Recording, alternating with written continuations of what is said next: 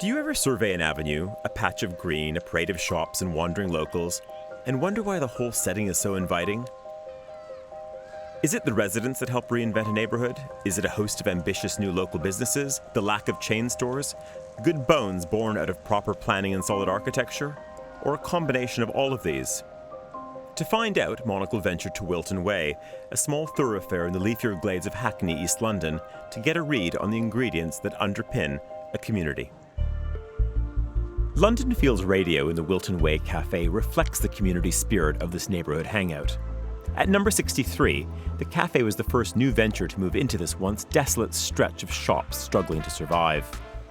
With programming to reflect the vibrant creative community and a tasty menu to match, this micro radio station cum cafe was the Pied Piper of the street, proving that entrepreneurial dreams could be turned into bricks and mortar businesses.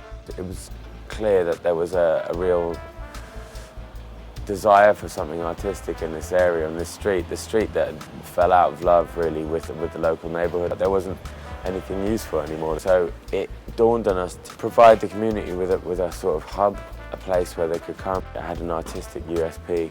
So we hit upon the idea to do radio in a very lo-fi way. We've become a locals cafe very quickly because it's made by locals for a start, and all good businesses reflect the owners, and it has become a kind of resource for people. And I think people really appreciate the sort of sense of theatre and sense of drama that's provided by the radio. At number 61, Henry Danina was next. With a passion for vintage rarities, he opened the doors to the other side of the pillow in a leap of faith that he could draw in like-minded collectors and establish valuable and enduring relationships with his customers. It's making the connections and building relationships based on this passion that a lot of people share, but it's quite specialist, and it brings these people together, and that's what's the inspiring thing, is people coming in and sharing this knowledge and sharing stories and the love for what we collect and what we pursue. The other side of the pillow specializes in retro Vans shoes and old stock designer sunglasses, priced up on the back of vintage photographs in a nod to the storytelling past of Henry's collectibles. The sense of nostalgia is a common theme on the street. Being a commercial space in an isolated street, you depend on becoming a community and working with other retailers, working with the community to create that destination. So it's not just about being every man for himself, it's about the unity and also togetherness of everyone in the local area, so they feel like they belong and it's that destination they want to enjoy. 5 doors down at number 71, East End boy Tom Budding's space is an ode to old-fashioned general stores.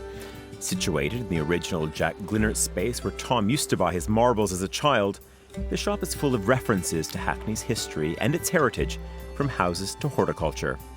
Here he's curated an emporium of simple, beautifully made, but hard to find objects of desire, everyday things put on a pedestal of appreciation. I'm not trying to sell anyone anything, I just want to tell people about these objects. This is a lovely thing from Japan. It's Japan's first ballpoint pen, and that's made of wood, because at the time they didn't have much plastic. This is a pen from Germany, it's called a Lamy ABC fountain pen. I learned to write with this as a child. I'm maybe drawn a little bit too much by things that have really good looking packets or unusual packets, and this is an example of that. It's very important for me to be behind the counter, talking to people. I really enjoy it.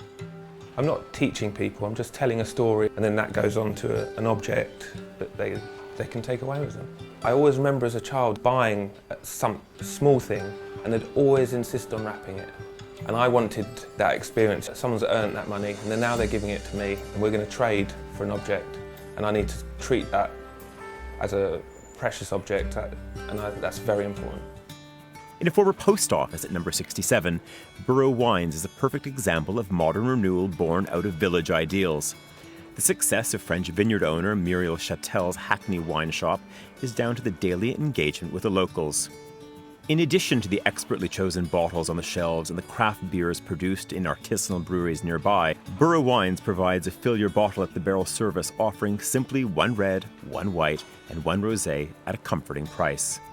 I really like this idea of having a limited choice. It's very part of the community, and the same way that you go to the baker every day, you would come here every day to get your wine. So it's a completely different relationship with your customers. It's more friendly, and people want to go back to that. They want to go back to small communities, and that's happening. That's good. And so to number 52 across the road. Mayfield was launched earlier this year by Muriel Chattel to extend the neighbourhood offer, complementing her wines with a relaxed local, cooking up inventive and affordable food. We use amazing British products, but use them in an interesting kind of modern way. There are some kind of influences from the great British food scene and cookery that's gone before us, but yeah, it's just our twist on using great products that we're getting from all over, really. It's a recipe for success that echoes the independent spirit on the street. It's just a group of very passionate and independent traders who actually know their products and know who their customers are. It's all being part and interacting with the community that surrounds you. And finally, to Violet Cakes at number 47. Here is a neighbourhood destination if ever there was one. Vintage Americana treats baked daily on the premises, and a friendly welcome draw on the regulars. It's one of the Hackney pearls that succeeds alongside the rough fringes of this trendy area, not yet completely gentrified. I really have asked myself many times if I could create this in California or in another town, in another country, city, and the timing of things, the support, the friendships. I don't know. If it was somewhere else, it'd be different, totally different. Why this community works and why communities can work is that people do communicate. They talk to each other. And having businesses on the street right in the middle of where people live means that people bump into each other, and then you find out about all these amazing people that live right next door to you and what they're doing. I think that then communities build because you start to, know people, you see them, and you inevitably start caring about their well-being. In the case of this particular patch of East London, an ample supply of healthy housing stock mixed with low retail rents managed to engineer a climate of both audience and affordability to create a momentum for transformation. It's a recipe that can't be cooked up overnight, much to the surprise of too many overeager developers. And that's precisely why neighbourhoods like this one work. Handsome houses, a bit of grit, essential services, and some retail innovation takes time and not just an open checkbook. For Monocle in London, I'm Tyler Brûlé.